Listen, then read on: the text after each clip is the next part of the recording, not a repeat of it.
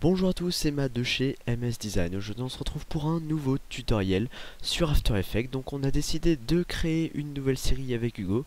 Donc le but ça sera d'aider les jeunes débutants à apprendre After Effects, parce que c'est vrai que c'est assez difficile, nous on a eu du mal au début. Donc en gros ça va être des petits tutoriels rapides et faciles, vraiment très faciles, pour apprendre un petit peu toutes les bases. Donc aujourd'hui le sujet ça va être l'interface, donc c'est sur After Effects. On fera sûrement des tutos apprendre les bases sur Cinema 4D et Photoshop aussi. Mais voilà, on décide parce qu'il y a vachement de gens parmi nos abonnés qui nous envoient des mails en disant ouais j'arrive pas à faire ceci, j'arrive pas à faire cela. Et c'est vraiment des bases, du coup bon, on décide de faire quelque chose de ce type là. Comme ça tout le monde sera content. Et puis les experts, eh ben, ils pourront revoir les bases, ou ils pourront juste ne pas regarder ces vidéos là. Ça s'adresse à un public quand même assez débutant. Voilà, donc on commence. Donc vous allumez After Effects. Donc là il va y avoir aucun rendu, hein. Ça va vraiment être que des tutoriels rapides et simples. Donc voilà. Donc vous allumez Adobe After Effects CC, enfin moi j'ai CC 2014. Donc normalement vous aurez un projet sans titre .aep. Donc la première chose à faire, c'est tout d'abord de regarder un petit peu l'interface, et vous allez voir qu'il y a plusieurs parties. Donc il y a cette partie là, cette partie là, cette partie là et cette partie là. Alors on commence quand même par la plus importante et même la plus imposante. C'est la partie du rendering. Donc en gros c'est là où il y aura la prévisualisation. C'est l'image que vous créez. Voilà. Ensuite il y a la deuxième partie la plus importante, la timeline. Donc c'est là où il va y avoir tous les solides, tous les objets répertoriés ici, et une timeline, du coup une seconde, 2 secondes, ça peut être à 20 minutes aussi, voilà. Ensuite il y a le rendu projet ici, où il va y avoir tous vos dossiers, tous vos fichiers que vous allez pouvoir importer ensuite sur la timeline, et aussi vos compositions et pré-compositions. Et ensuite si on clique ici, vous pouvez, on verra tous les effets. Ensuite, il y a l'organigramme qui est ouvert, je sais pas pourquoi. Ensuite, il y a les infos ici et l'audio. Donc je vous montrerai les infos juste après. La prévisualisation, on va tout de suite créer une nouvelle composition pour que je vous montre un petit peu ce qui se passe ici, parce que voilà. Donc vous allez aller ici, vous allez faire clic droit, nouvelle composition. Donc là vous pouvez nommer la composition. Les paramètres prédéfinis, c'est en gros le rendu. Donc là HDTV 1080 29 97. En fait tout ça, ça va signaler qu'est-ce que c'est. Donc là c'est HD, donc haute définition. TV je ne sais pas. 1080 c'est 1080p, donc c'est du Full HD. Et là 29,97 c'est le nombre d'images par seconde. Donc là vous voyez 24 images par seconde, 25 et 29,97. Il faut savoir que à 24 images par seconde, l'œil ne fait plus la différence pour les lags, en gros. Voir si on pourra plus faire la différence si c'est fluide, ou si c'est fluide à 24 images par seconde, ou si c'est fluide à 200 images par seconde. Ça sera la même chose pour le cerveau. Voilà. C'est la persistance rétinienne. Voilà. Donc moi je me mets toujours en HDTV 1080 29,97, donc à 30 images par seconde.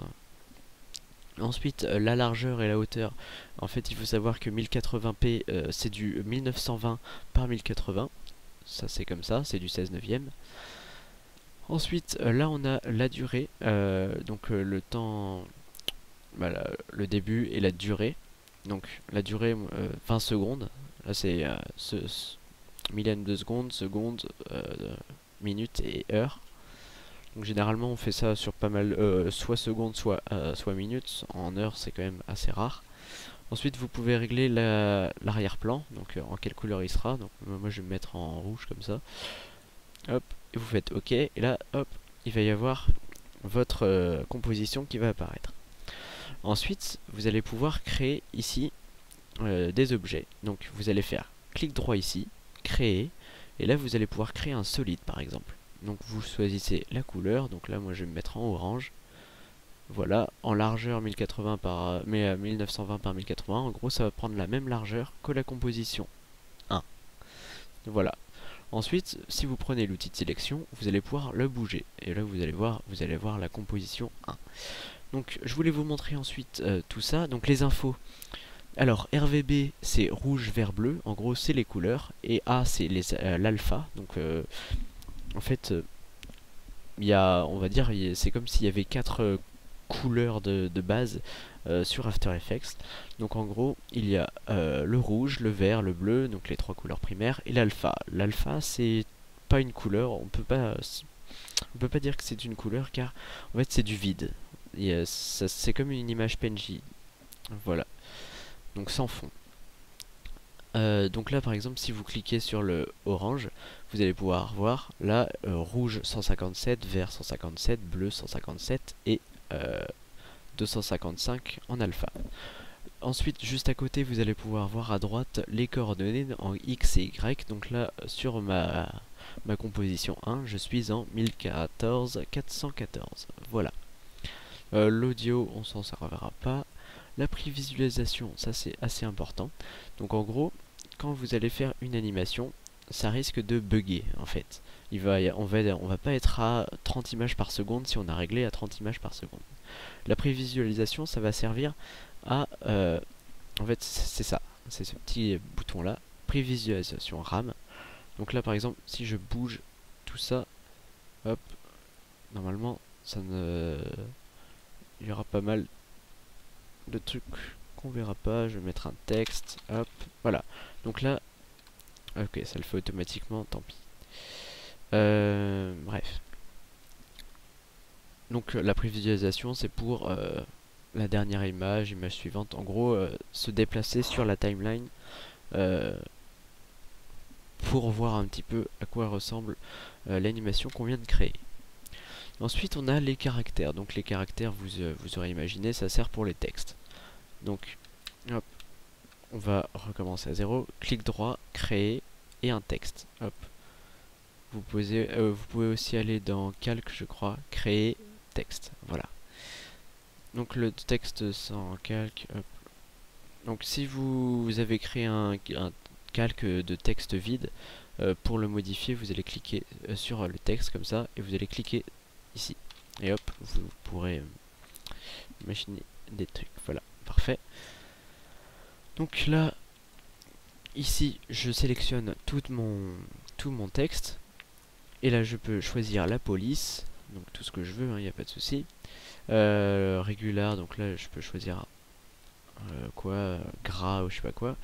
La taille, bien sûr. L'espacement, mais ça, c'est quand il y a plusieurs lignes. Ici, c'est l'espacement entre les lettres. Ici, c'est la hauteur, ici la largeur, ici l'écartement encore, et ici le placement en Y. Voilà. Ensuite, vous pouvez faire plein de choses, hein. Gras, tout ça, tout ça. Parfait. Ensuite, ici on a paragraphe, donc vous pouvez modifier tout ça.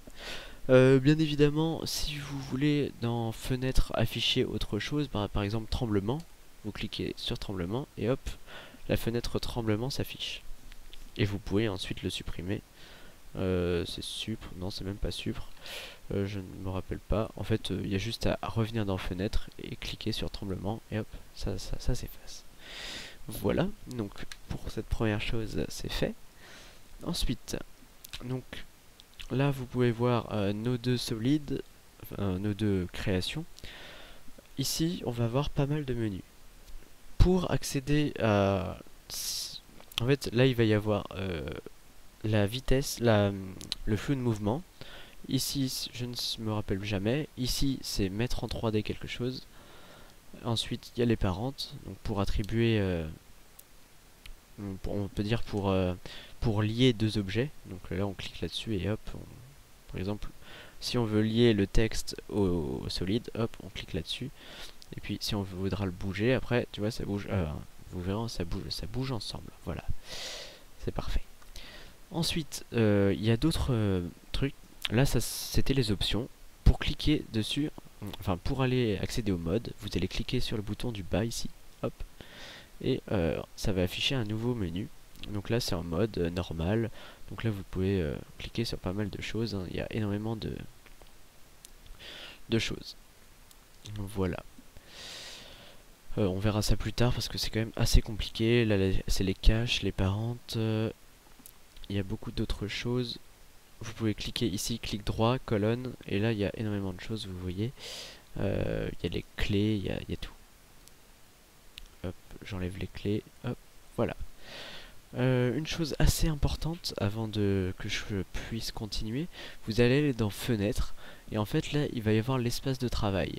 Donc si vous n'aviez pas exactement le même espace de travail que moi je vous conseille d'aller dans standard. Donc en gros, si vous êtes déjà dans standard coché et que c'est pas du tout la même chose et que vous préférez mon espace de travail, vous allez cliquer sur réinitialiser standard, et là vous allez voir, cliquer oui, et hop, ça va faire exactement la même chose. Bah là moi j'étais juste légèrement il y avait un petit peu plus de menu ici. Voilà, mon After Effects vient de bugger un petit peu. Ensuite, grâce à ça, vous allez pouvoir ensuite modifier tout, Animation Composer par exemple. Hop, je peux l'ouvrir à partir d'ici. Voilà, voilà. Donc ensuite, vous avez vu énormément d'options ici, ici, là, c'est assez important. Vous allez pouvoir voir pour zoomer. Pour zoomer, hop, c'est comme ça que ça se passe. Soit vous zoomez de ce type là en vous mettant sur cette flèche là, hop, donc vous zoomez au milieu par exemple, hop, et là ça peut aller très précisément, hein. Là on est au frame près, à l'image prête. F c'est frame, ce qui veut dire image en anglais. Et ici vous pouvez zoomer aussi à partir d'ici. Voilà. Ensuite, si vous voulez prévisualiser juste une seule petite partie, donc par exemple entre 2 secondes et 4 secondes, il va falloir bouger ici. C'est cette petite courbe, enfin, ce petit trait. Voilà. Et là par exemple, je vous fais un exemple, entre 1 et 5 secondes, hop, si je fais une lecture, hop, ça va visualiser que dans les 5 secondes. Pas après. Tac, et là ça revient en arrière. Parfait. Ensuite, je sais pas si je vous ai présenté les effets et paramètres prédéfinis. Donc en gros, ce petit onglet va servir à choisir, ou même plutôt à chercher des effets. Donc les effets ils se trouvent ici, donc il y a énormément d'effets, hein, je vous le rappelle, c'est grâce au plugin, tout ça. Donc là il doit y en avoir plus d'une centaine, dont quelques-uns téléchargés et d'autres de base. Et donc là par exemple, si j'ai envie de trouver le plugin Trapcode Particular de Studio Trapcode, si je n'arrive pas à les trouver ici, c'est trop long, et ben j'ai juste à taper Particular. Hop, et là il voit Trapcode Particular ici, et hop, j'ai juste à le mettre sur mon solide. Voilà. Et là c'est un petit peu compliqué Particular si vous êtes débutant. Il y a des tutos sur la chaîne si vous êtes intéressé. Voilà.